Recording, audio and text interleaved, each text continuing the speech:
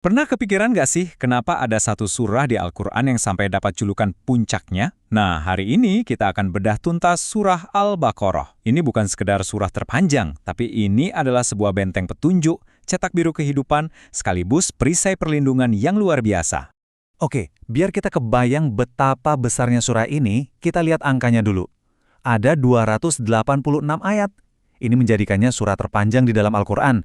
Tapi panjangnya ini bukan cuma soal jumlah ya, melainkan tanda betapa dalam dan lengkapnya petunjuk yang ada di dalamnya.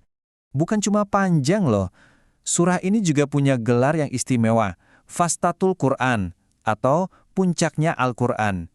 Gelar ini bukan sekedar pujian, tapi benar-benar mencerminkan posisinya sebagai puncak dari ajaran Islam yang paling lengkap dan menyeluruh. Nah, untuk menjelajahi surah yang monumental ini, kita akan bagi jadi 5 bagian utama. Kita mulai dari statusnya sebagai puncak Al-Quran, terus kita dalami perannya sebagai perisai pelindung.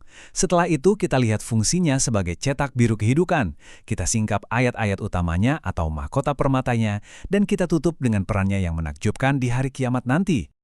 Oke, kita masuk ke bagian pertama, puncak agung Al-Quran. Jadi, apa sih yang bikin surah ini begitu dihormati? Yuk kita bedah fondasi statusnya yang ternyata jauh lebih dari sekedar jumlah ayatnya. Karakteristik-karakteristik ini kalau digabung, jadi jelas banget gambarannya. Karena turunnya di Madinah, surah ini jadi semacam konstitusi dasar buat masyarakat muslim yang baru terbentuk. Disinilah diletakkan dasar hukum, sosial, sampai ekonomi. Bahkan namanya Al-Baqarah atau sapi betina diambil dari sebuah kisah yang jadi pelajaran abadi tentang ketaatan total kepada Allah. Sekarang bagian kedua, perisai pelindung Anda. Nah, status agung surah ini tuh bukan cuma konsep teologis yang jauh di sana. Ini ada manfaatnya langsung yang nyata buat kita semua.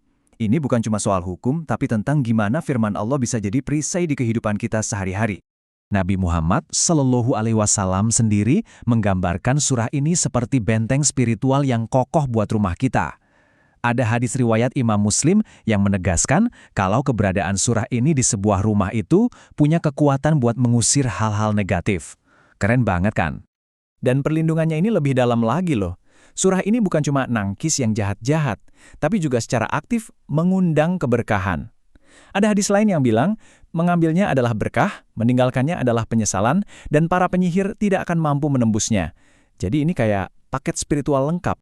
Lanjut ke bagian ketiga. Cetak biru kehidupan. Oke, setelah kita paham perannya sebagai pelindung, sekarang kita lihat gimana surah Al-Baqarah berfungsi sebagai panduan yang super komprehensif untuk menjalani hidup yang benar dan adil. Coba deh kita lihat cakupannya. Luas banget. Dari urusan keimanan, surah ini ngebagi manusia jadi 3 golongan. Yang beriman, kafir, sama munafik. Terus di bidang hukum, disinilah diatur aturan-aturan fundamental, dari pernikahan sampai larangan riba. Dan lewat kisah-kisah para nabi, kita dapat pelajaran moral yang gak akan pernah lekang oleh waktu. Bagian keempat, mahkota permata surah. Nah, kalau surah ini kita ibaratkan peti harta karun raksasa, di dalamnya itu ada beberapa permata yang sinarnya paling terang. Ayat-ayat ini punya kekuatan dan makna yang begitu mendalam sampai-sampai dianggap sebagai jantungnya surah ini. Kita mulai dari permata pertama yang pasti kita semua sudah kenal, ayat kursi.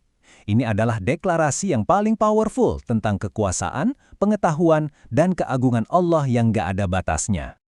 Kekuatan ayat ini ditegaskan langsung oleh Nabi. Coba bayangin, sebuah amalan rutin yang kita lakukan setelah sholat bisa jadi kunci langsung menuju surga. Ini menunjukkan betapa krusialnya ayat ini dalam ibadah harian kita, dan ganjaran yang menantinya itu luar biasa. Selanjutnya, kita beralih ke 2 ayat terakhir surah ini. Ini spesial banget. Ada riwayat yang menyebutkan kalau ayat-ayat ini adalah hadiah dan harta karun istimewa yang diberikan kepada Nabi Muhammad pada malam Mi'raj. Keduanya merangkum inti dari keimanan, kepasrahan, dan doa yang paling tulus. Nabi pernah berjanji kalau membaca 2 ayat ini di malam hari, itu bakal mencukupi seseorang. Kata yang sederhana ya, cukup, tapi maknanya ini dalam banget. Jadi apa sih yang sebenarnya tercakup dalam kata kecukupan dari Allah ini? Para ulama menjelaskannya dengan sangat indah. Ternyata ini adalah kecukupan dalam segala hal. Cukup sebagai pelindungan dari semua yang buruk, cukup pahalanya seolah-olah kita sholat semalaman penuh, cukup untuk semua kebutuhan dunia dan akhirat kita, dan cukup untuk menyegarkan kembali jiwa dan iman kita. Paket lengkap. Oke, kita sampai di bagian terakhir, dua bunga cahaya. Untuk bagian penutup ini, kita akan melihat lebih jauh, melampaui dunia ini. Karena keutamaan surah Al-Baqarah itu nggak berhenti saat hidup kita selesai, tapi dampaknya abadi, terutama di hari kiamat. Al-Baqarah ini sering banget dipasangkan dengan surah setelahnya, yaitu Ali Imran. Bersama-sama, keduanya punya nama panggilan yang indah banget, Az-Zahrawain, yang artinya dua yang bercahaya. Kadang juga diterjemahkan sebagai dua bunga cahaya. Penggambaran dari Nabi ini luar biasa. Ini adalah sebuah janji bahwa surah-surah ini akan jadi pembela kita. Mereka akan datang seperti awan yang menaungi kita di saat kita paling butuh perlindungan di hari kiamat. Ini gambaran yang indah banget tentang gimana Al-Quran itu bisa jadi sahabat sejati yang akan membela kita. Jadi, kita akhiri dengan sebuah renungan.